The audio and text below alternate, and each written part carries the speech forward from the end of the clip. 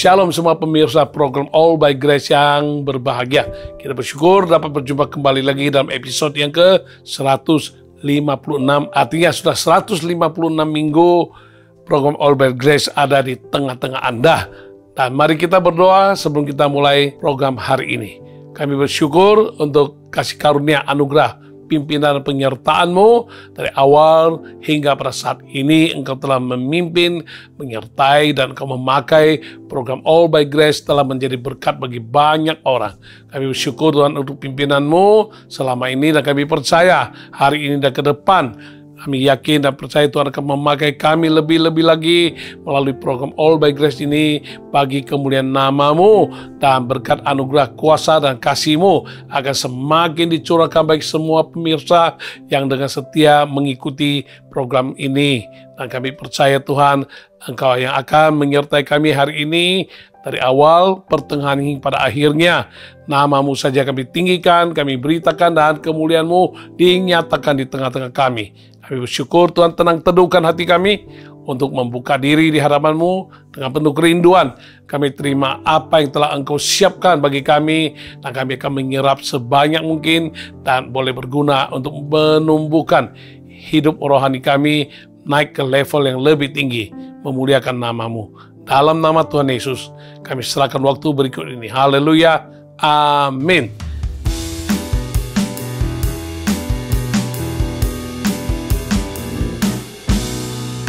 Hidup yang hampa, terikat duka nestapa.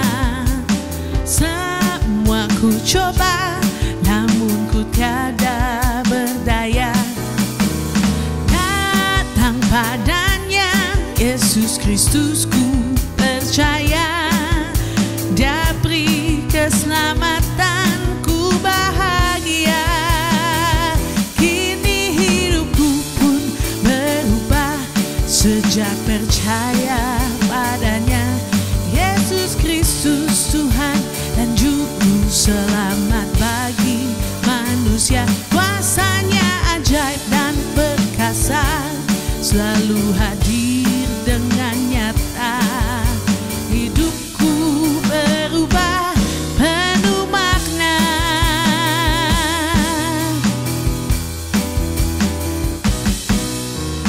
Hidup berubah, berbahagia senantiasa. Oleh firman-Nya Dia nyatakan kehendak-Nya. Sandar padanya, menanggung segala perkara. Dia tolong, teguhkan, dan beserta. Kini hidupku pun berubah sejak percaya padanya. Yesus Kristus Tuhan dan Juru Selamat bagi manusia. Kuasanya ajaib dan perkasa, selalu hadir dengan nyata. Hidupku berubah penuh makna. Hidupku berubah penuh makna. Hidupku berubah penuh makna.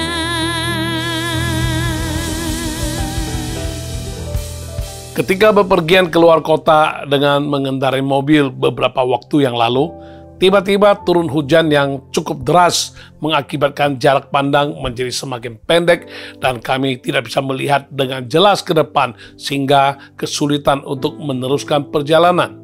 Lagi pula lampu mobil kami belum diganti dengan lampu tipe Four Season.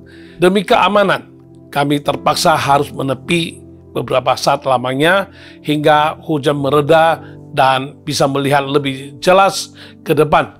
Barulah kami meneruskan perjalanan kembali.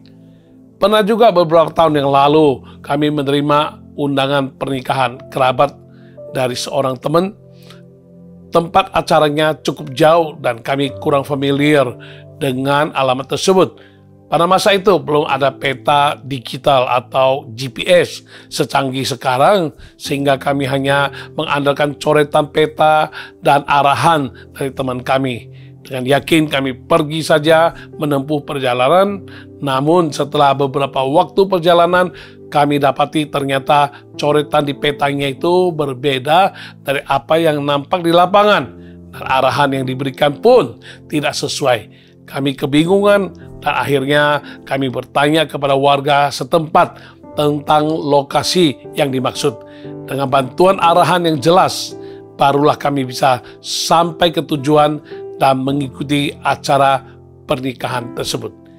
Jikalau ketidakjelasan sekedar mengenai alamat berkendaraan di perjalanan atau mengenai makanan atau pakaian, masih dapat dimaklumin, masih bisa ditolerir. Tetapi ketidakjelasan dalam hal-hal krusial mengenai hidup dan kehidupan sungguh bisa berakibat buruk terhadap eksistensi kita, tupoksi, fokus, nilai, dan arti hidup itu sendiri, dan akan sangat membingungkan jika kita berada dalam keadaan ketidakjelasan ketika menjalani kehidupan ini. Dalam kenyataan, banyak orang yang memang kurang jelas dengan hidup yang dijalaninya, sehingga mereka banyak bingung, apalagi mereka cenderung mengandalkan pengertian sendiri, sehingga hidup mereka pun berakhir dengan fatal. Sungguh amat sangat penting untuk memiliki kejelasan dalam banyak hal yang krusial terkait dengan kehidupan ini. Apalagi kita sebagai pengikut Tuhan, sekalipun memang masih ada banyak hal yang kita belum paham, yaitu hal-hal yang belum Tuhan singkapkan. Tetapi seiring dengan berjalannya waktu, pelan tapi pasti kita akan menjadi jelas walaupun secara bertahap. Yang penting kita mau berusaha agar bisa jelas dari apa yang kita tidak jelas. Karena itu, jadilah orang percaya yang aktif, tidak pasrah, sebaliknya berusaha untuk menjadi seseorang yang semakin mengerti, semakin jelas atas hal-hal yang sudah atau yang belum Tuhan singkapkan kepada kita. Padahal banyak kali nasihat demi nasihat, peringatan demi peringatan, pesan demi pesan sudah Tuhan sampaikan, namun dikarenakan kita kurang jelas, yang mungkin saja kita kurang serius, kurang minat, atau kurang punya waktu untuk memperhatikan, atau kurang berusaha untuk merenungkannya, maka tidak heran kita tidak memberi respons, atau memberi respon pun yang salah, sehingga berujung salah pula. Tentu Tuhan tidak menginginkan kita hidup dalam ketidakjelasan atau kebingungan. Firman-Nya dan Roh Kudus-Nya sudah dijanjikan dan sudah diberikan untuk menuntun kehidupan kita agar dapat menjadi jelas dalam berbagai hal, khususnya terkait dengan kehendak Tuhan, seperti yang sudah tertulis di dalam Yohanes pasal 14 ayat yang ke-26. Tetapi penghibur, itu Roh Kudus yang akan diutus oleh Bapa dalam namaku, dialah yang akan mengajarkan segala sesuatu kepadamu dan akan mengingatkan kamu akan semua yang telah kukatakan kepadamu. Sesungguhnya hidup kita sangatlah berharga dan bernilai, hingga darah Yesus rela dicurahkan dan nyawanya rela dikorbankan demi menebus dan menyelamatkan kita. Sungguh sangat disayangkan jika setelah diselamatkan oleh Tuhan Yesus, tetapi kita menjalani sebuah kehidupan dengan tidak jelas, bingung, atau salah melangkah dan mengakibatkan hidup yang seharusnya memiliki nilai dan arti dapat membawa dampak dan perbedaan dimanapun kita ditempatkan, malah berlalu begitu saja, hari demi hari berlalu dengan sia-sia. Tema program All by Grace episode kali ini adalah, sudahkah Anda jelas? Mari kita belajar bersama, membuka hati dan mengizinkan Tuhan bekerja melalui Roh Kudus-Nya yang dapat memberikan pencerahan agar kita menjadi jelas. Roh Kudus juga akan mengingkapkan apa yang belum tersingkap memberikan pengertian agar kita menjadi jelas terhadap hal-hal krusial terkait kehidupan dan tidak ada lagi kebingungan dan ketidakjelasan ketika kita menjalani kehidupan ini. Mari kita belajar bersama beberapa hal krusial dalam kehidupan ini yang harus kita jelas, antara lain. Yang pertama, sekali hidup kita diubahkan, kita tidak boleh sama lagi. Semua kita pasti tahu atau pernah melihat binatang yang namanya ulat bulu atau caterpillar. Biasanya dijumpai di dedaunan, berwarna hijau dan sering membuat anak-anak, bahkan orang tua, orang dewasa geli, bahkan menjadi takut. Namun kita semua pasti tahu juga bahwa ulat bulu tak selamanya terus menjadi ulat bulu. Guru sains menjelaskan bagaimana pada satu titik ulat bulu akan masuk ke dalam satu tahap perkembangan berikutnya yang disebut fase pupa, di mana tubuhnya akan tersembunyi di dalam cangkang yang lebih dikenal dengan sebutan kepompong. Waktu yang diperlukan beragam, tetapi rata-rata dibutuhkan waktu 12 hari untuk akhirnya kepompong terbuka dan muncullah makhluk hidup baru yang bentuknya benar-benar berbeda 180 derajat dengan yang sebelumnya. Makhluk hidup baru itu adalah kupu-kupu. Ya, itulah binatang bersayap dengan paduan warna yang begitu indah dan cantik, padahal sebelumnya adalah binatang ulat bulu yang tidak disukai oleh banyak orang.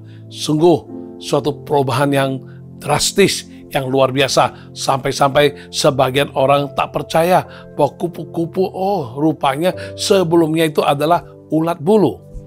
Gambaran yang sama inilah yang dapat dipakai untuk menjelaskan perubahan atau perbedaan yang dialami oleh seseorang yang sebelumnya hidup di luar Tuhan, tetapi berubah setelah ia berjumpa, percaya, dan menerima Tuhan Yesus Kristus. Paulus mengungkapkannya juga dalam suratnya kepada jemaat di Korintus.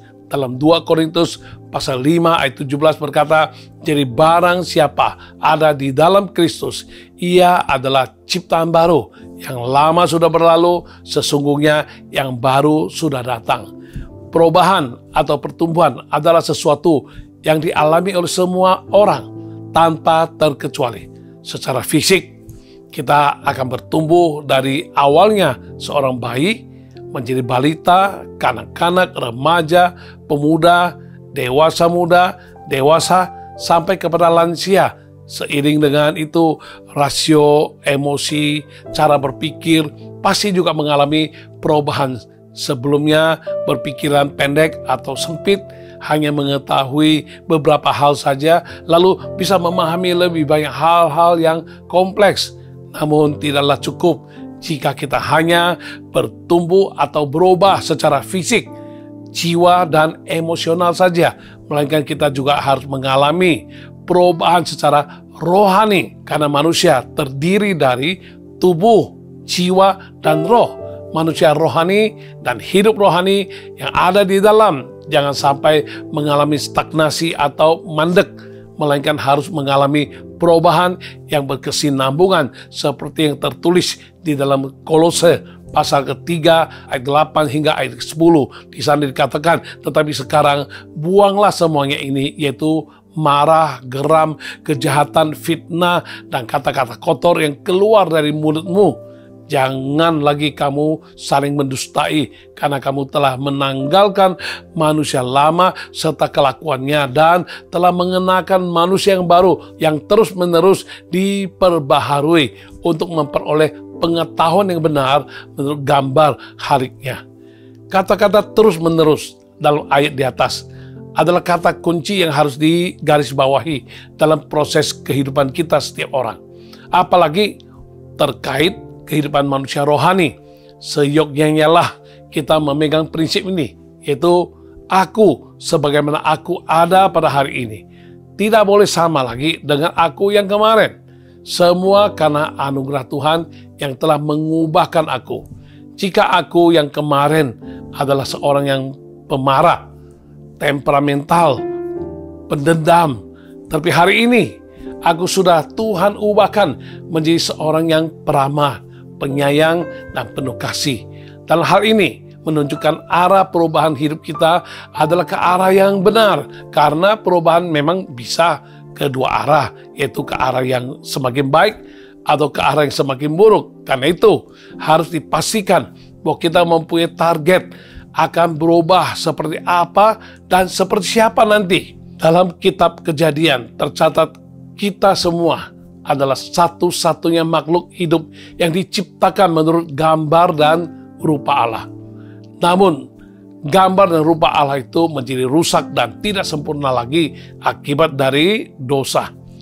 Kita patut bersyukur atas kedatangan Tuhan Yesus, Sang Juru Selamat, untuk menebus dan menyelamatkan, memulihkan gambar diri manusia yang sudah rusak ini dan memprosesnya untuk menjadi kembali serupa dengan gambaran semula, yaitu gambaran Kristus Yesus. Seperti yang ternyata dalam Roma pasal 8 ayat 29 berkata, sebab semua orang yang dipilihnya dari semula, mereka juga ditentukannya dari semula untuk menjadi serupa dengan gambaran anaknya, supaya ia, anaknya itu, menjadi yang sulung di antara banyak saudara. Menjadi serupa dengan gambaran Yesus, berarti semakin hari kita akan semakin mirip dengan Juru Selamat kita, baik dalam karakter, pola pikir, cara memandang, perkataan, perbuatan, tingkah laku, gaya hidup, cara berinteraksi dengan sesama, dan dalam segala hal seperti yang dituliskan Yohanes di dalam suratnya dalam 1 Yohanes pasal 2 ayat ke-6, barang siapa mengatakan bahwa ia ada di dalam Dia, ia wajib hidup sama seperti Kristus telah hidup. Ya, tentu saja hal ini tidaklah mungkin terjadi dalam sekejap. Layaknya seorang pahlawan super yang berubah hanya dengan bersembunyi di satu tempat, lalu muncul menjadi sosok yang lain. Tidak ada perubahan yang instan. Sama seperti seorang bayi tidak langsung berubah menjadi kanak-kanak dalam satu hari. Demikian juga kehidupan rohani kita tidak terjadi seperti itu. Semua diperlukan proses, komitmen, tanggung jawab, kesediaan hati untuk berubah, ketekunan, kesabaran, dan masih banyak hal lagi yang perlu diperhatikan. Seorang ibu begitu terinspirasi oleh khotbah yang disampaikan dalam ibadah di gereja terkait perubahan hidup dan buah Roh Kudus. Semangatnya bangkit, ia termotivasi, dan ia bertekad untuk menjalani sebuah kehidupan yang menyenangkan Tuhan dengan perubahan hidup yang signifikan. Ia ingin menjadi seorang yang penuh kasih, sukacita, damai, sabar, murah hati, dan sebagainya. Ia bertekad besok akan mulai menjalaninya. Namun, keesokan paginya, saat masih subuh, anak yang berusia balita ngompol di atas spray yang baru saja diganti. Langsung ia kesal, dan dia berkata dengan nada tinggi terhadap anaknya, menyadari apa yang baru saja dilakukan. Ia merasa sedih dan berkecil hati sambil berpikir, baru saja kemarin aku bertekad mau menjadi seorang yang penuh kasih, sukacita, damai, dan sabar. Ya, ia merasa terintimidasi, merasa dirinya memang tidak bisa berubah karena hal kecil saja sudah membuatnya kesal. Tekad dan komitmennya pun terasa seperti sia-sia saja. Mungkin kita pernah merasakan hal yang serupa dengan ibu tersebut. Hari ini bertekad untuk berubah, hari ini juga kita tersandung. Kita merasa frustrasi, kecewa, putus asa, dan berkata, ya, sudahlah. Memang tidak bisa berubah. Aku memang begini orangnya. Tuhan pun sudah bosan kali lihat aku. Akhirnya kita memilih pasrah saja. Tentu bukan ini yang Tuhan rindukan. Ingatlah, Tuhan mengubahkan kita sedikit demi sedikit. Dari hari ke hari, selangkah demi selangkah, seperti ada sebuah lagu yang cukup lama dengan liriknya yang berbunyi sebagai berikut. Sedikit demi sedikit, tiap hari, tiap waktu, Yesus mengubahku. Sejak ku terima Dia, hidup dalam anugerahnya, Yesus mengubahku. Dia ubahku. Oh Juru Selamat, ku tidak seperti yang dulu lagi. Meskipun tampak lambat, namun ku tahu hidupku pasti sempurna nanti. Sehari demi sehari, sifat demi sifat, karakter demi karakter, Yesus mengubahkan kita. Semua tidak terjadi dalam sekejap dan dalam semalam saja. Ada perjalanannya, ada prosesnya yang harus kita lewati. Ya memang tidak mudah, apalagi perubahan karakter, pola pikir lama yang sudah terbangun begitu lama dan begitu kuat. Walau bagaimanapun, yang terpenting harus diakui adalah kita tidak bisa berubah sendirian atau berubah dengan cara kita sendiri. Pada dasarnya kita ini adalah manusia-manusia yang terbatas dalam segala hal. Kita belum sempurna. Kita butuh sesama rekan-rekan seiman yang bisa membantu, memacu kita, memotivasi atau mendorong untuk kita dapat terus semakin bertumbuh dan semakin berubah. Yang paling utama dan tidak boleh diabaikan adalah kita butuh Tuhan sendiri yang turun tangan untuk mengubahkan hidup kita. Hanya Tuhan yang tahu dengan persis dan detail kondisi hidup kita setiap pribadi. Dalam hal apa saja yang kita perlu diubahkan, ya ada kalanya kita berpikir Tuhan mau kita berubah dalam hal A, namun ternyata hal itu hanya permukaan saja. Padahal yang harus diubahkan lebih dahulu adalah hal B, baru hal A akan menyusul. Tuhan lebih mengerti, karena itu harus kita berikan ruang yang sebebas-bebasnya kepada Tuhan untuk melihat, menilik bagian-bagian mana yang perlu diubah dan dipoles serta diproses. Terlebih dari itu, perubahan harus dimulai dari hati. Karena modifikasi perilaku atau behavior modification hanya bisa tersentuh bagian luarnya saja. Sedangkan yang terpenting adalah perubahan yang dimulai dari dalam, yaitu dari hati.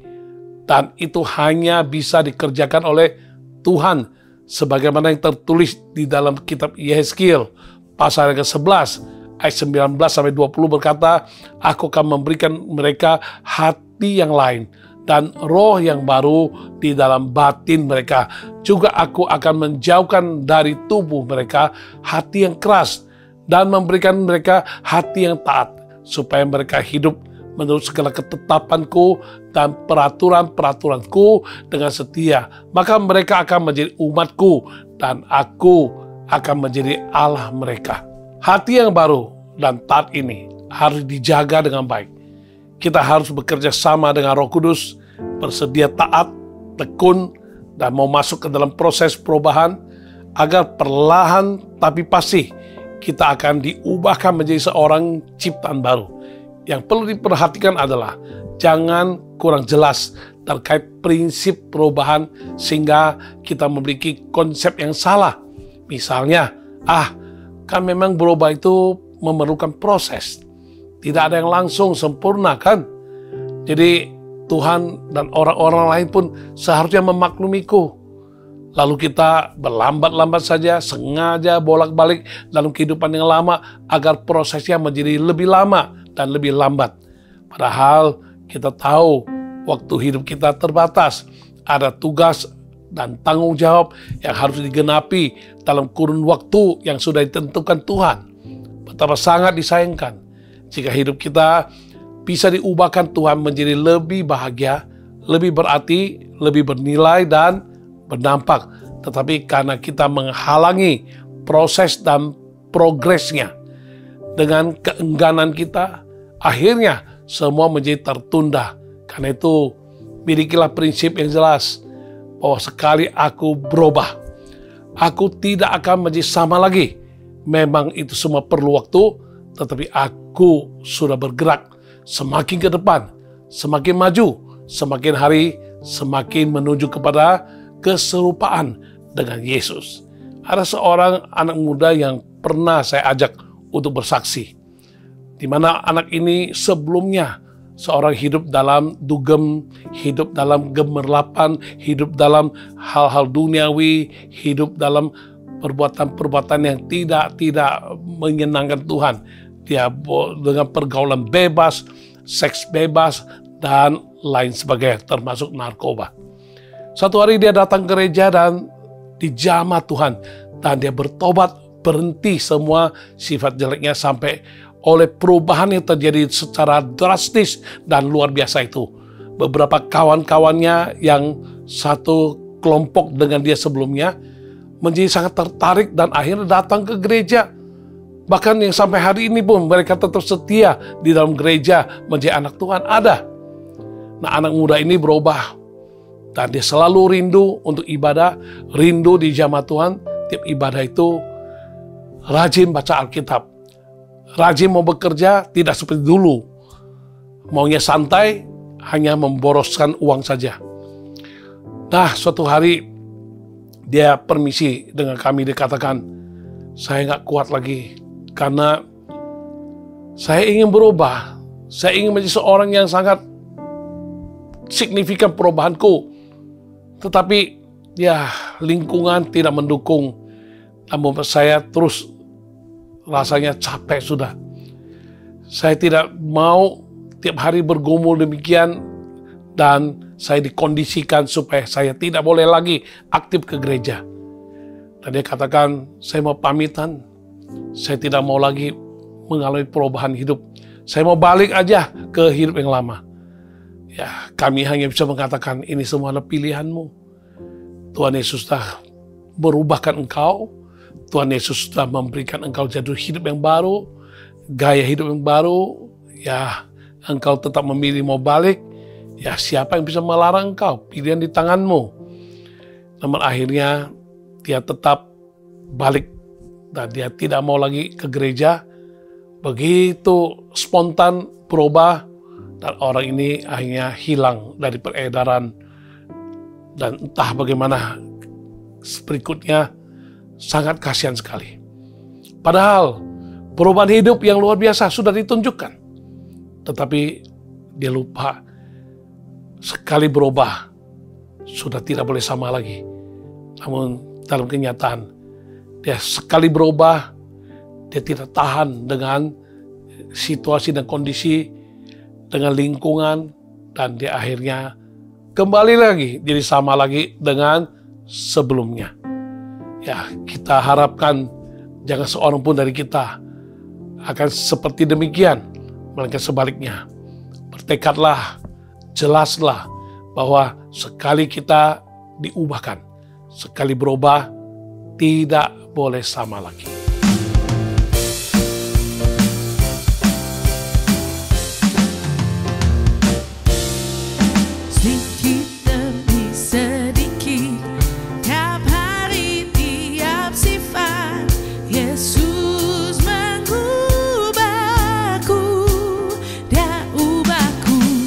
Sejak ku terima Dia, hidup dalam anugerahnya, Yesus mengubahku, Dia ubahku.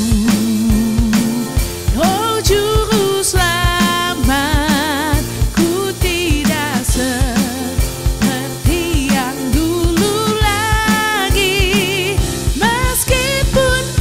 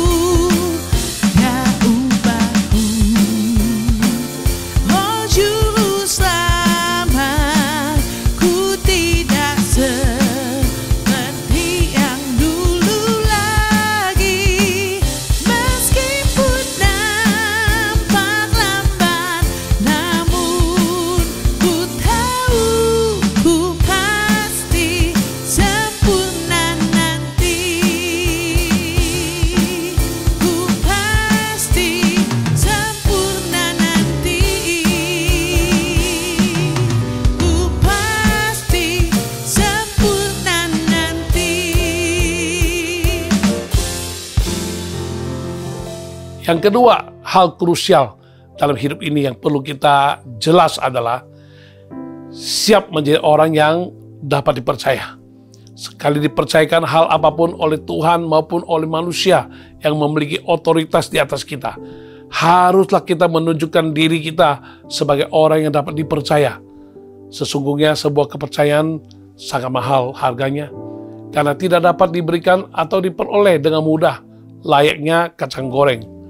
Salah satu peribahasa Indonesia mengatakan, sekali lancung ke ujian, seumur hidup orang tak percaya. Yang artinya, sekali terbukti seseorang tidak bisa dipercaya, maka orang akan lebih berhati-hati lagi dalam mendelegasikan sesuatu kepada orang tersebut. Seorang pegawai yang ketahuan menggelapkan uang perusahaan, meskipun nominalnya tidak seberapa, tentu akan membuat atasan atau bosnya atau manajernya mengawasinya lebih ketat, atau bisa jadi tidak lagi dipercayakan untuk memegang keuangan dan memindahkan uang perusahaan ke tangan orang lain yang lebih bisa dipercaya. Dan pegawai tersebut tidak pantas tersinggung, tidak boleh marah, dan tidak boleh rasa aku tidak terima, karena sekali lagi kepercayaan itu mahal dan takkan diberikan dengan mudah.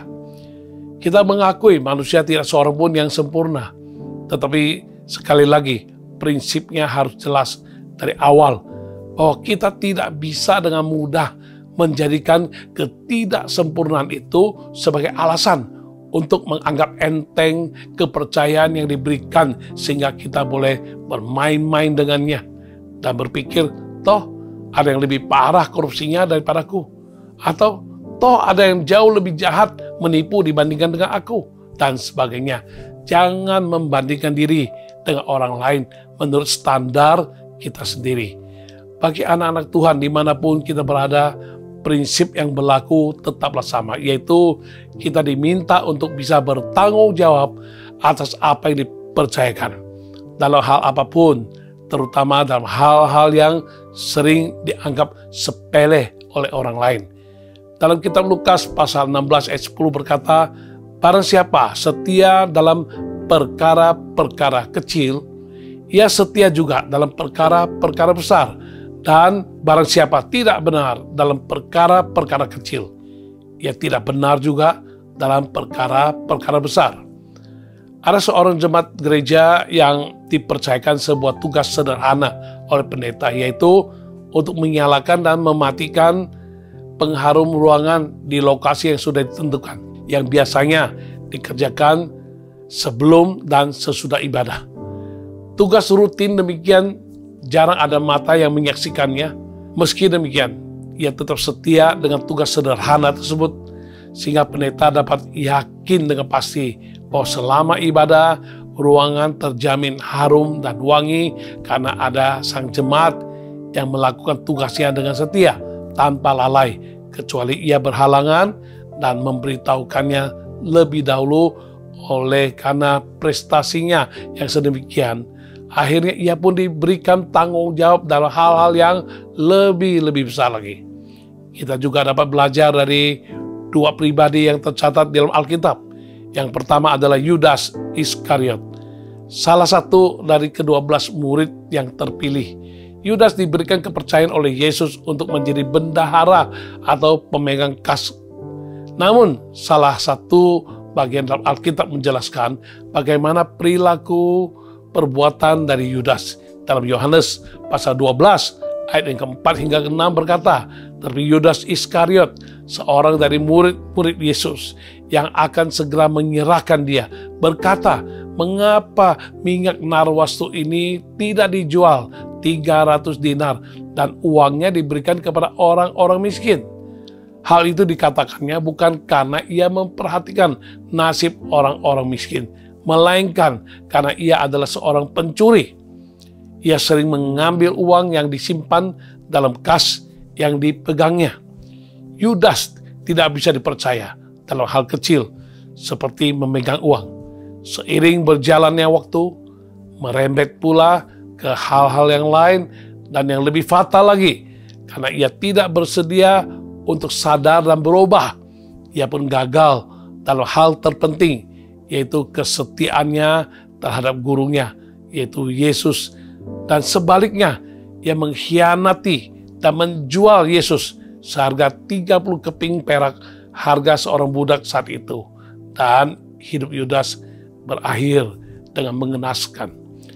Lain pula dengan pribadi yang satu ini, yaitu Daud, yang dikenal sebagai Raja Israel yang paling masyhur.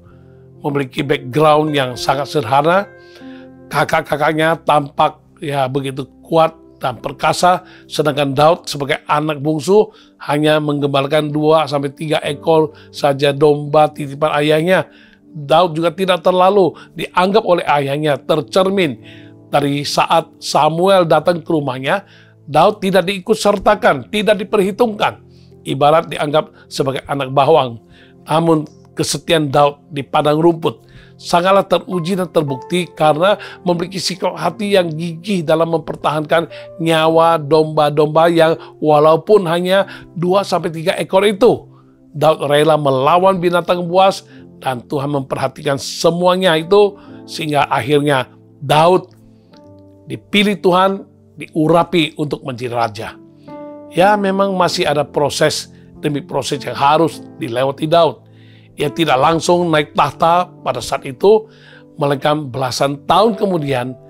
Namun Daud tidak terima atau marah, tersinggung karena tidak langsung menjabat sebagai raja. Ia mengikuti alurnya Tuhan, dan perlahan tapi pasti ia pun mulai naik, ikut serta dalam pasukan dan menjadi pemimpin sampai waktunya tiba. Tuhan pun memberikan kepada Daud tampuk pemerintahan atas bangsa Israel. Apa yang dipercayakan kepada kita saat ini? Apakah itu berupa harta, materi, kesehatan, talenta, kemampuan, tanggung jawab, pekerjaan, atau orang-orang seperti anggota keluarga, staf, murid, dan lain sebagainya?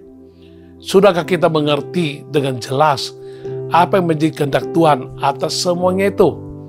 Ingatlah apa yang Rasul Paulus pesankan di dalam suratnya di Kolose pasal 3 ayat 22 hingga 24. Hai hamba-hamba, taatilah Tuhanmu yang di dunia ini dalam segala hal. Jangan hanya di hadapan mereka saja untuk menyenangkan mereka, melainkan dengan tulus hati karena takut akan Tuhan. Apapun juga yang kamu perbuat, perbuatlah dengan segenap hatimu seperti untuk Tuhan dan bukan untuk manusia. Kamu tahu bahwa dari Tuhanlah kamu akan menerima bagian yang ditentukan bagimu sebagai upah. Kristus adalah Tuhan, kamu hambanya. Sebagai orang-orang yang diberikan kepercayaan, maka kita harus bekerja dengan baik dan bisa bertanggung jawab kepada otoritas yang ada di atas kita. Memang ada saja orang yang memiliki pandangan yang negatif terkait otoritas yang dipercayakan. Ada yang merasa, oh pemimpinku terlalu muda, ya kurang pengalaman dibandingkan dengan aku. Pemimpin yang lama lebih baik, yang sekarang berbeda, harusnya aku yang memimpin. Coba seandainya aku yang memimpin, maka aku akan berbuat ini, berbuat itu, dan lain sebagainya. Ingatlah, tiada satu otoritas yang tidak berasal dari Tuhan. Jika kita tidak menghormati otoritas yang ada di atas kita, berarti kita tidak menghormati Tuhan yang memiliki otoritas mutlak di atas segala otoritas. Tuhan adalah Tuhan yang sejati atas segala area kehidupan kita. Karena itu ingatkanlah diri kita senantiasa bahwa kita adalah hamba Allah. Kita harus hidup dengan taat, bertanggung jawab, dan bisa dipercaya kita melakukan semuanya demi menyenangkan Tuhan, bukan manusia. Kita melakukan segala sesuatu seperti untuk Tuhan. Saat menyapu rumah, rumah ini adalah rumah Tuhan. Saat merawat anak, anak ini adalah anak Tuhan.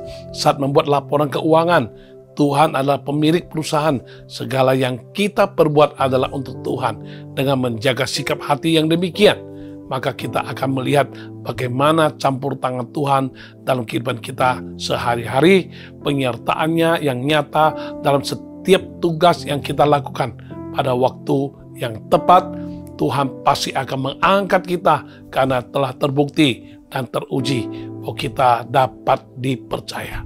Setelah mendapat posisi dari yang sebelumnya hanya seorang bawahan.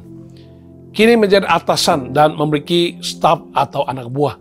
Hendaklah kita tetap menjaga sikap hati yang sama sehingga tidak mudah jatuh ke dalam perangkap kesombongan.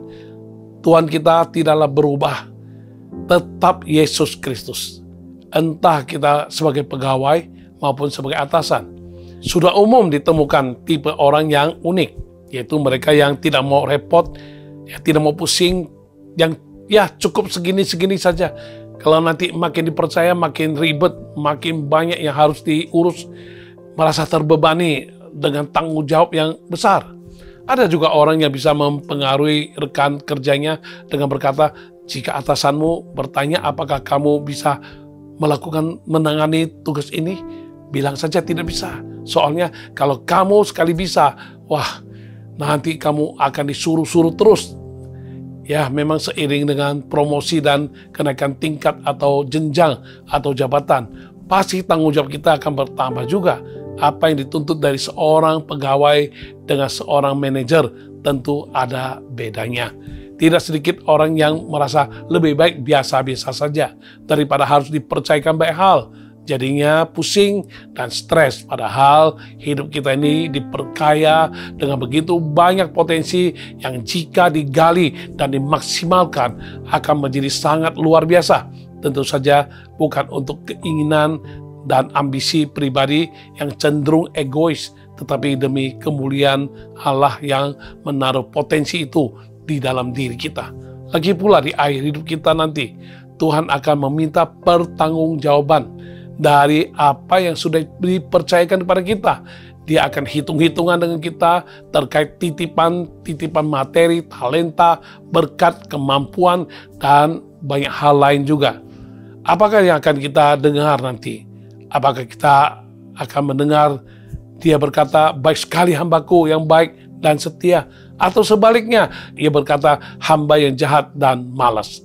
Tentu kita ingin mendengar Tuhan memuji kita sebagai hambanya yang baik dan setia. Oleh sebab itu, janganlah menunda apa yang ada padamu saat ini.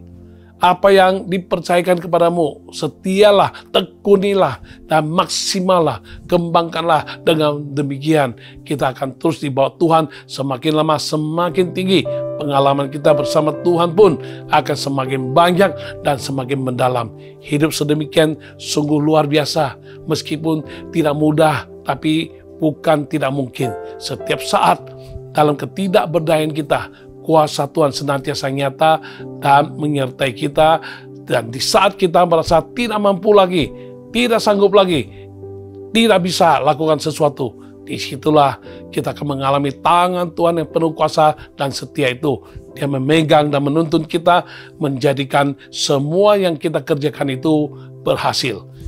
Bekerjalah dengan melibatkan Tuhan dan bersama Tuhan, khususnya ketika merasa tanggung jawab kita semakin bertambah. Saksikanlah bagaimana Dia bekerja di dalam kita dan melalui kita.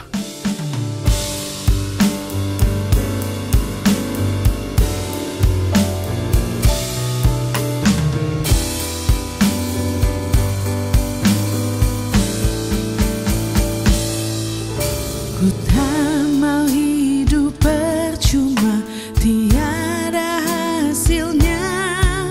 Tolong ku giat Tuhan, gunakan tiap waktu menyenangkan hati Tuhan. Inilah doaku, asal Tuhan kuatkan, ku mau setia selalu.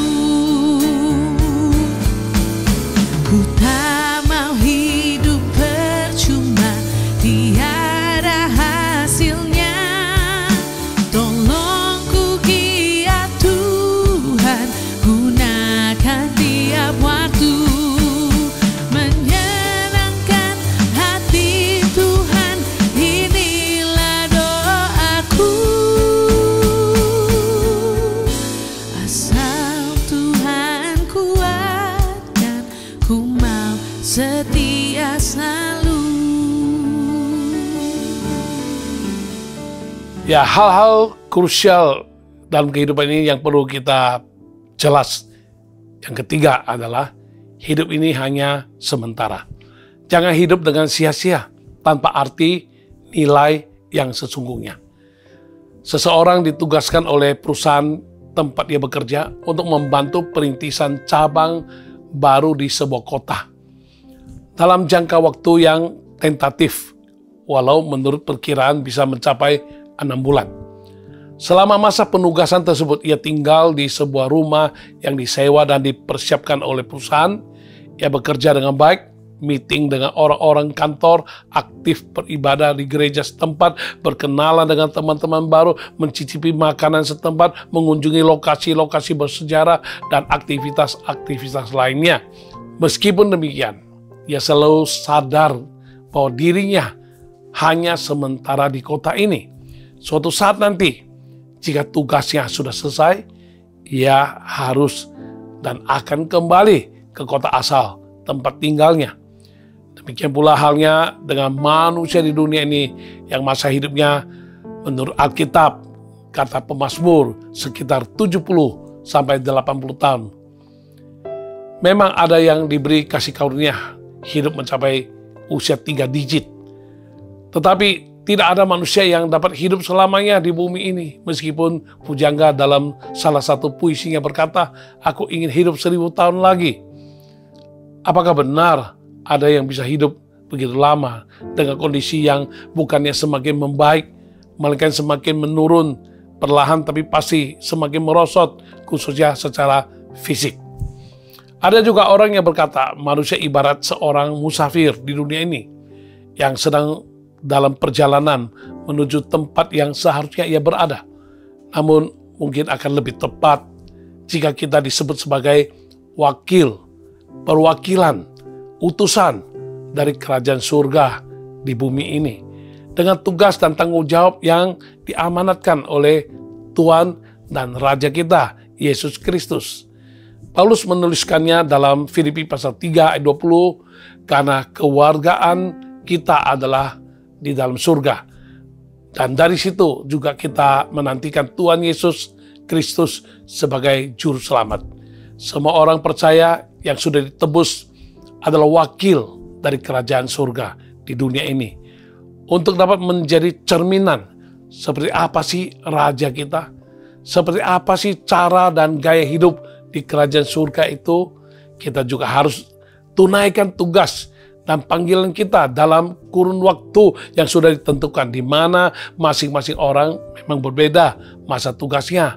Ini adalah sebuah panggilan yang mulia dan seharusnya membuat kita menjalani kehidupan ini dengan sangat excited dan bersemangat.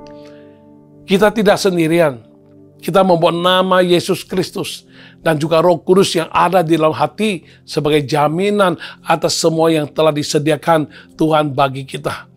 Jika kita jelas sepenuhnya akan hal ini, maka hidup akan penuh dengan gairah, penuh dengan semangat, karena ini merupakan sebuah kehormatan untuk bisa bekerja dan melayani Raja di atas segala raja, apalagi dengan sumber daya surgawi yang tak terbatas, yang dapat kita akses setiap saat, yang dilimpahkannya atas kita agar kita bisa menuntaskan tugas di dunia ini. Bayangkan saja jika seluruh umat percaya menyadarinya, lalu pergi mengemban tugas masing-masing di tempat yang dimana Tuhan tempatkan, maka bumi penuh dengan kemuliaan Allah sangat mungkin terwujud dan tidak mustahil untuk segera tergenapi. Namun sayangnya, banyak orang yang belum jelas untuk apa mereka ada di dunia ini. Mereka belum jelas akan status mereka sebagai makhluk ciptaan Allah yang mulia, sehingga kehidupan yang dijalaninya pun tidak terarah, tidak jelas, tanpa tujuan, hanya menebak-nebak. Di antara mereka ada yang mencarinya di dalam harta benda atau materi, di dalam kekayaan, di dalam popularitas, tapi akhirnya mendapati tidak satu pun yang bisa membuat mereka benar-benar puas, merasa penuh dan berbahagia. Semakin dicari, semakin mendapat, namun semakin merasa haus, semakin tidak puas. Yang lebih miris lagi, ada yang berpikir, Tidak ada yang bisa memuaskan lalu menyimpulkan, untuk apa sih hidup lagi? Untuk apa aku berusaha? Untuk apa aku bertahan? Toh semuanya adalah sia-sia. Akhirnya mereka memilih jalan pintas dengan mengakhiri hidup mereka lebih cepat dari yang seharusnya, sehingga mati tidak pada waktunya. Bayangkanlah betapa sedih hati Tuhan yang sudah menciptakan manusia dengan begitu luar biasa, yang seharusnya dapat hidup dengan penuh arti, nilai, dan tujuan, tetapi berakhir sedemikian. Ya, mereka yang bersikap demikian mungkin belum pernah mendengar tentang Injil yang adalah kabar baik dari Tuhan, sehingga mereka tidak menyadari bahwa hidup sebenarnya memiliki tujuan yang luar biasa. Yang lebih miris lagi adalah mereka yang sudah menjadi orang percaya sekian lama, tetapi hidup dalam ketidakjelasan terkait jati diri mereka di dalam Kristus. Waktu terus berjalan, jam kehidupan masih berdetak, tapi tidak bisa diputar kembali. Sedangkan masa hidup kita di dunia ini sangatlah terbatas. Ibarat visa, ada masa berlakunya, cepat atau lambat. Jika habis waktunya, kita akan dibawa kembali menghadap Sang Pencipta, dan Dia akan meminta pertanggungan jawab atas hidup yang telah dijalani selama di dunia ini. Hal ini tertulis dalam firman Tuhan Ibrani pasal 4 ayat ke-13, dan tidak ada suatu makhluk pun yang tersembunyi di hadapannya, sebab segala sesuatu telanjang dan terbuka di depan mata Dia, yang kepadanya kita harus memberikan pertanggungan jawab. Dalam suratnya kepada jemaat di Efesus, Rasul Paulus juga mengingatkan kita dalam Efesus pasal 5 ayat 15 hingga 16. Karena itu, perhatikanlah dengan seksama bagaimana kamu hidup. Janganlah seperti orang bebal, tetapi seperti orang arif. Dan pergunakanlah waktu yang ada, karena hari-hari ini adalah jahat. Seharusnya lah ini menjadi wake up call bagi kita semua orang, bahwa hidup jangan lagi dijalani sekehendak hati kita sendiri, tetapi hidup yang ada adalah untuk menunaikan apa yang sudah Tuhan tugaskan kepada kita semua. Temukanlah arti dan nilai hidup yang sesungguhnya dalam pribadi Tuhan, Sang Pencipta kita. Ingatlah, kita semua diciptakan dengan tujuan. Kita ada di dunia bukanlah sekedar kebetulan, tetapi karena Tuhan sendiri yang sudah merancangkannya. Sungguh luar biasa. Hidup Anda dan saya sungguh berarti, bernilai, dan itu sudah ditentukan oleh Tuhan. Jangan biarkan apapun mengalihkan fokus kita dari menggenapi panggilan yang Tuhan telah berikan. Ingatlah, kita diberi batas waktu untuk menyelesaikannya. Karena itu perlu kita menyusun ulang prioritas yang ada, sehingga seluruh energi, sumber daya, kemampuan, semua yang dipercayakan, kita kerahkan untuk menyelesaikan tugas yang diberikan Allah Bapa. Jangan pula kita hidup dalam ketakutan, merasa tidak mampu, tidak berdaya, kurang ini, kurang itu, takut tidak bisa, atau membanding-bandingkan pencapaian kita dengan orang lain. Jangan. Allah tidak pernah memberikan kepada kita roh ketakutan. Dan Allah selalu memperlengkapi orang-orang yang dipanggilnya untuk suatu tugas yang mulia. Namun, kembali lagi, pilihan ada di tangan kita masing-masing. Apakah kita mau memilih untuk hidup dengan cara kita sendiri, untuk kepentingan dan tujuan pribadi, hidup begitu-begitu saja, mengalir kemanapun arus membawa, atau kita bersedia untuk bangkit dan menyelesaikan amanat yang diberikan Tuhan kepada kita. Ingat, hidup di dunia ini hanya sementara. Jadilah jelas, dan setelah selesai, masih ada kelanjutannya, yaitu hidup di alam kekekalan, dan di mana serta bagaimana kita menghabiskannya, entah di kebinasaan kekal atau kebahagiaan kekal, tergantung bagaimana kita hidup selama di dunia fana ini. Dengan apa yang Tuhan telah percayakan kepada kita, baik itu namanya waktu, uang, harta benda, tenaga, talenta, atau bakat. Sudahkah kita memakai semuanya itu untuk kepentingan kerajaan surga? Atau kita lebih banyak memakainya untuk kita sendiri dan untuk hal-hal duniawi yang tidak akan kita bawa sampai ke alam baka? Sudahkah kita memiliki pola pikir sebagaimana yang dirangkumkan Paulus dalam ayat singkat di Kolose pasal 3 ayat yang kedua? Pikirkanlah perkara yang di atas, bukan yang di bumi. Apa yang kita berikan untuk kerajaan Allah, tidak ada yang sia-sia. Setiap hal kecil yang kita berikan, yang kita persembahkan, memiliki nilai dan arti yang besar dalam kerajaan Allah. Karena itu, janganlah kita merasa kecil hati, merasa malu karena mungkin platform atau tempat yang Tuhan percayakan pada kita tidaklah sebesar orang lain. Lingkup pengaruh kita belum seluas mereka para influencer di luar sana. Tuhan tidak meminta kita untuk menjadi orang lain atau menjalani hidup mereka. Setiap orang sudah diberikan jatah atau porsinya masing-masing oleh Tuhan. Dan atas itulah kita yang harus mempertanggungjawabkannya, bukan atas milik orang lain. Jika kita sibuk membandingkan diri dengan orang lain, iri hati, jealous, maka kita jadinya tidak akan fokus dengan hidup yang Tuhan percayakan kepada kita.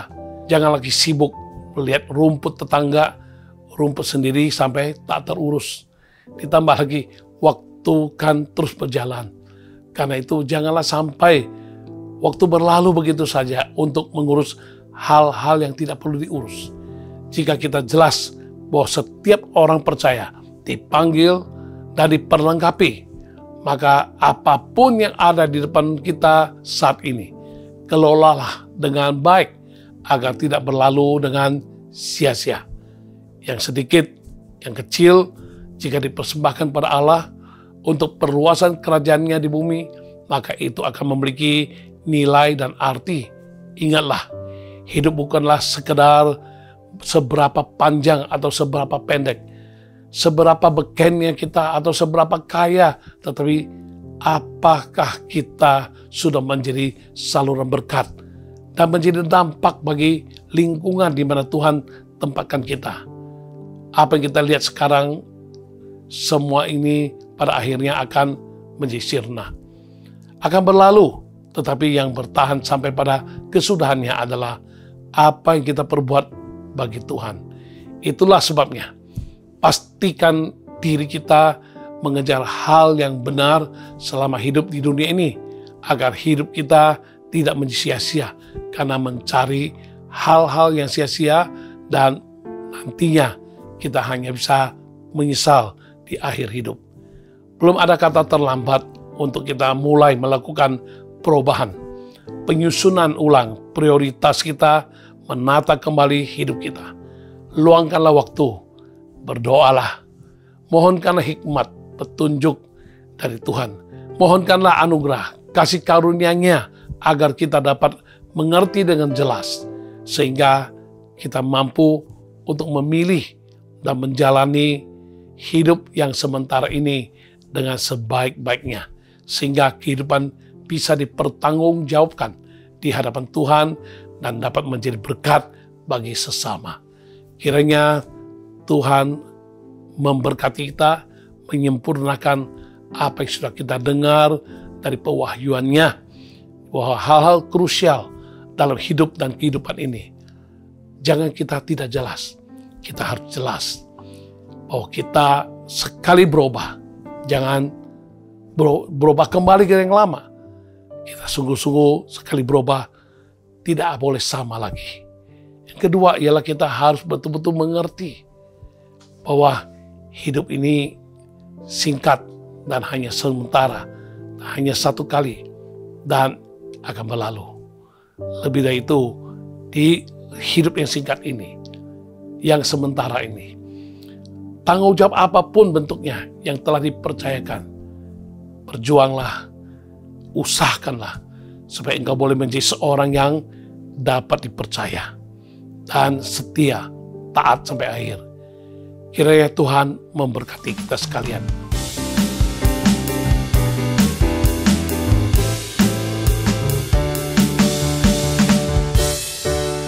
Banyaklah hari yang indah, namun ku lalui dengan resah.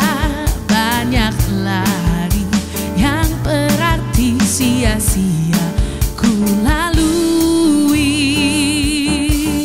Di hidup yang singkat ini miliki isi nilai dan arti. Langkah pun pasti hidup kekal menanti.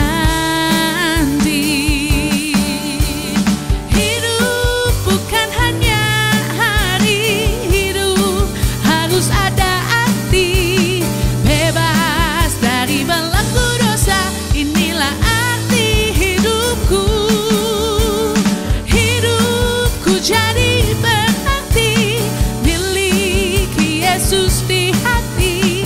Damai sejahtera hidup kekal, inilah arti hidupku. Arti hidupku.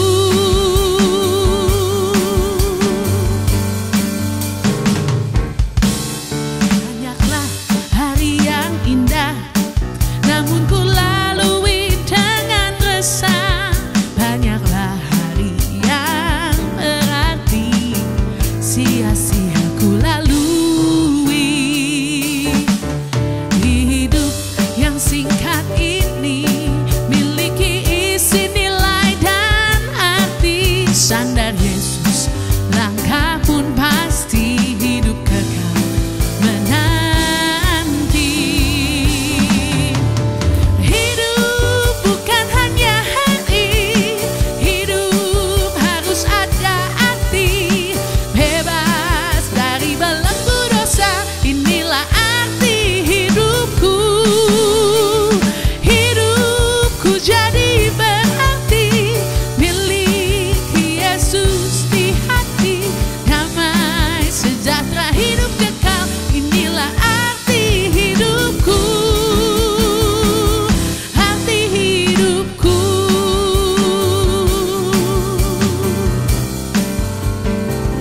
Arti hidupku.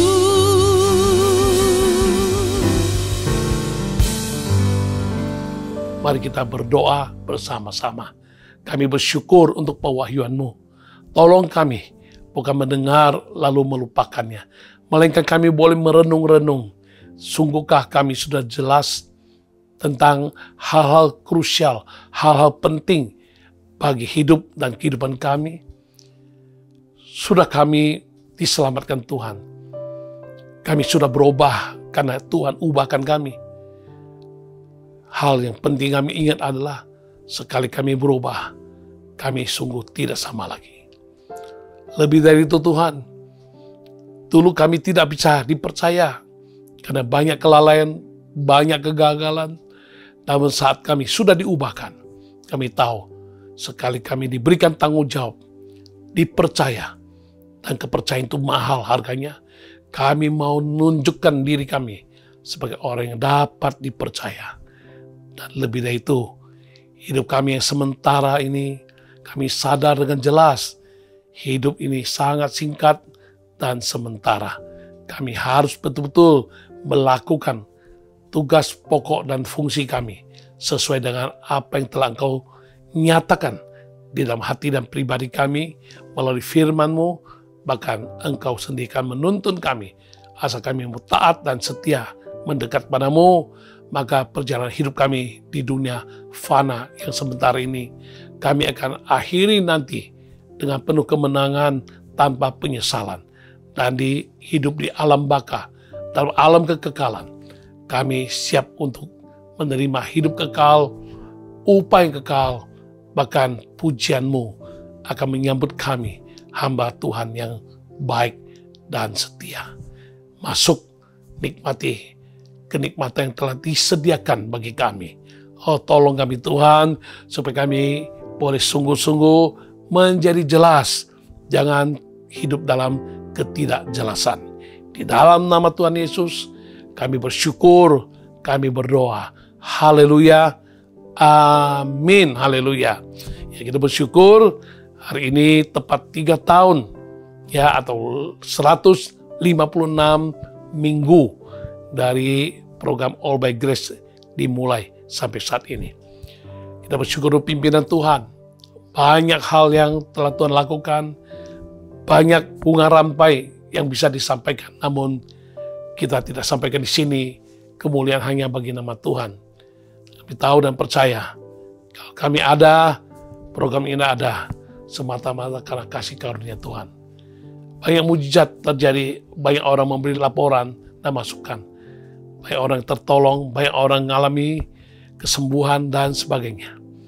Kiranya Tuhan akan terus memakai kita hari ini dan seterusnya. Saat ini saya mau lanjutkan dengan doa syafaat bagi Anda sekalian. Ya, pertama-tama saya mau mendoakan Anda yang saat ini sedang mengalami gangguan di telinga sebelah kanan. Ada suara bising, denging, dengung yang mengganggu sekali. Belum lama, cuman 2 bulan. Tapi itu sangat mengganggumu. Mari percaya, Tuhan sanggup menyetopnya saat ini juga.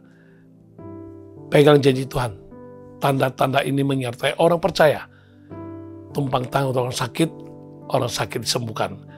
Dalam kitab Markus pasal 16 ayat 17. Tumpang tangan saat ini di atas telinga kananmu dengan jari, lebih tepatnya di lubang telinga kanan, dan berdoa dalam nama Yesus.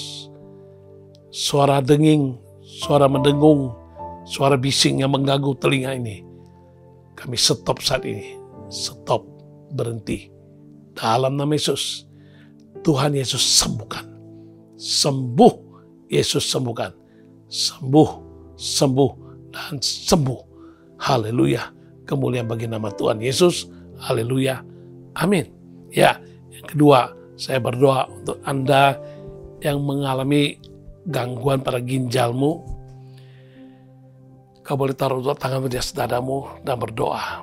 Tuhan, aku doa untuk mereka yang mengalami gangguan pada ginjal. Mari Tuhan, nyatakan kemuliaan-Mu Tuhan. Kalau Kau nyatakan bahwa ada yang demikian, maka kami percaya memang demikian, ada orang demikian yang membutuhkan. Lakukan mujizat Tuhan.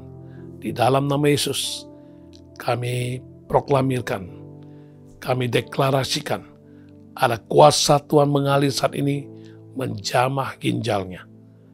Dalam nama Yesus, ginjal yang terganggu, terancam, dalam nama Yesus, jadi kembali sehat, normal, sembuh dalam nama Yesus. Jadilah sembuh dalam nama Yesus. Haleluya, Yesus sembuhkan. Amin. Anda yang terancam soal pembuluh darah jantungmu, yang kata dokter menurut pemeriksaan, menurut CT scan, menurut apapun yang dilakukan secara medis, ini harus dipasang ring, ini harus operasi, dan lain sebagainya. Tumpang tangan, doa-doa di atas dadamu. Percaya, bagi Tuhan tidak mustahil. Tuhan, kami percaya jantung, pembuluh darah jantung yang tersumbat lebih dari 50%, 70%, bahkan hampir seluruhnya tersumbat, dan harus segera ada tindakan dipasang ring, ada juga yang harus dioperasi, dan lain sebagainya. Dalam nama Yesus, kami berdoa, Tuhan lakukan mujizat, sembuhkan Tuhan. Buat jantungnya, pembuluh darah jantungnya kembali tidak tersumbat lagi. Sembuh. Tuhan Yesus sembuhkan dengan cara-Mu yang ajaib. Bagimu tidak ada mustahil. Kami terima mujizat. Yesus sembuhkan. Haleluya. Amin. Amin. Saya doakan Anda yang gula darahnya sedang tidak karuan, diabetes, dan ini bisa berakibat buruk bagi kesehatan Sama, taruh dua tanganmu di atas dadamu, berapapun ukuran yang sudah engkau buktikan dari hasil tes darah, percayalah Tuhan sanggup menurunkannya menjadi normal. Taruh tanganmu di atas dadamu, aku berdoa Tuhan untuk mereka yang mengalami gula darah tinggi, diabetes. Tuhan kasihani dia Tuhan. Dan kami tahu dengan sadar bahwa akan banyak akibat-akibat buruk bagi kesehatannya jika tidak ditangani dengan baik dan jika terus keadaan gula darah sedemikian.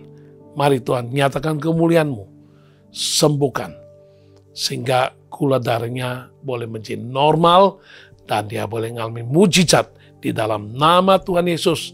Jadilah sembuh, Yesus sembuhkan. Kalau orang lain Tuhan tolong, kami juga Tuhan Engkau tolong. Lakukan mujizat bagi kami, karena kami pegang janji-Mu. Jika kami percaya, kami akan melihat kemuliaan Allah dinyatakan. Bagi-Mu Tuhan, tidak ada mustahil. Bagi-Mu tidak ada yang sukar. Dalam nama Yesus, kami terima mujizat. Haleluya. Amin. Haleluya. Terakhir, saya doakan untuk Anda yang mengalami kesulitan untuk tagihan kembali uang-uang yang telah engkau tanamkan atau engkau berikan kepercayaan kepada orang lain. Tetapi sampai saat ini tak tertagih. Piutang-piutang itu adalah hakmu, namun tak tertagih kembali, terancam hilang, lenyap. Selain kita bertobat, karena kita tidak peka, tidak hati-hati, kita mohonkan kemurahan Tuhan, supaya Tuhan belas kasihani, lakukan mujizat, sehingga uang yang adalah milikmu, Tuhan kembalikan, dan engkau bisa dapatkan kembali. Mari kita berdoa, dalam nama Yesus, mereka mengalami kerugian, ancaman kehilangan, daripada uang investasi mereka, ataupun mereka mempercayai orang, melepaskan hutang kepada mereka, sehingga mereka sampai hari ini, piutang tersebut tidak bisa ditagih dan tidak bisa kembali, dan terancam uangnya akan hilang. Kami mohonkan belas kasihan-Mu Tuhan, timbulkan rasa penyesalan dan minta pengampunan dosa kepadamu, bertobat dengan sungguh, karena tidak peka pimpinan-Mu dalam mengelola finansial dengan baik, menurut standar yang telah Engkau nyatakan dalam kebenaran-Mu. Tuhan, tolong Tuhan, belas kasih nih, sehingga harta benda mereka bisa kembali pada mereka dengan kemuliaan-Mu, kuasa-Mu. Bagi Tuhan tidak ada mustahil. Kami terima mujizat keuangan mereka mengalami pemulihan. Di dalam nama Tuhan Yesus, kami terima pertolongan-Mu. Haleluya. Amin. Haleluya. Dan kita saatnya secara kolektif sama-sama bahwa semua pergumulan, semua kerinduan, semua masalah yang kita gumuli selama ini, kita bawa pada Tuhan, kita sehati sepakat dengan Anda, kita berdoa dan pegang janji Tuhan, di bumi 2-3 orang berkumpul, Tuhan hadir. Dan 2 orang sepakat minta apapun, dengan sepakat Tuhan akan menjawabnya. Ya, bawa kerinduanmu, taruh dua tanganmu di atas dadamu. Tuhan, kami doa untuk semua pemirsa dengan segala pergumulan, masalah, ya semua keperluan, kerinduan, keinginan-keinginan yang luhur yang memuliakan nama-Mu. Tuhan, mari Tuhan Kau lihat dan tilik hati mereka. Tuhan, doa mereka sudah sekian lama tapi rasanya masih belum terjawab. Oh Tuhan, mari Tuhan, mereka rindu punya keturunan, berikan keturunan. Mereka mau membutuhkan ya keuangan untuk bisa menyewa rumah dan lain sebagainya, kebutuhan kehidupan.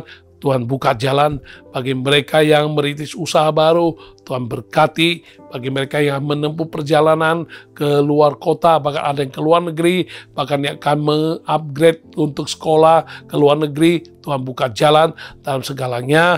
Dan kami doakan juga mereka yang mengalami pergumulan sakit penyakit, baik untuk diri sendiri atau keluarganya. Tuhan, mari nyatakan kemuliaan-Mu.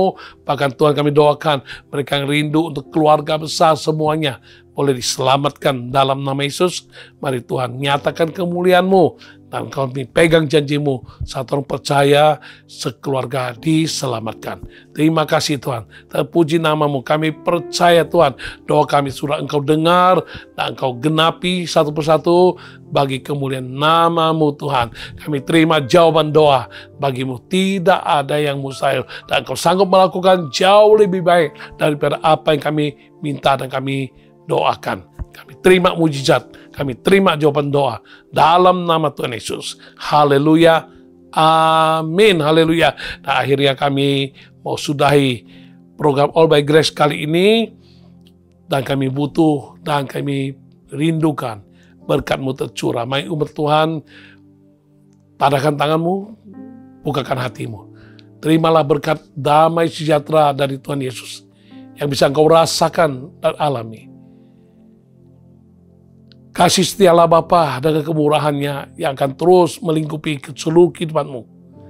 Bahkan kuasa Roh Kudus yang akan memimpinmu masuk dalam alam supernatural, sehingga kehidupanmu akan diwarnai dengan mujizat, dengan pewahyuan kebenaran oleh Roh Kudus akan senantiasa nyata untuk memimpin kehidupanmu.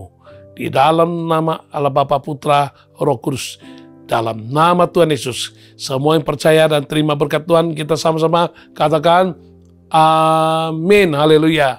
Dengan demikian kita akhiri episode ke-156 ini dengan ucapan syukur, dan sampai jumpa kembali di minggu depan, Jumat, waktu yang sama, pukul 18.30 waktu Indonesia Barat. Shalom, Tuhan Yesus memberkati. Haleluya, amin.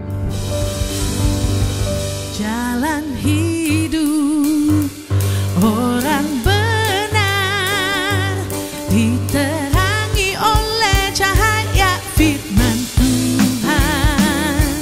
Jalan hidup orang benar semakin terang hingga rembang tengah hari. Apabila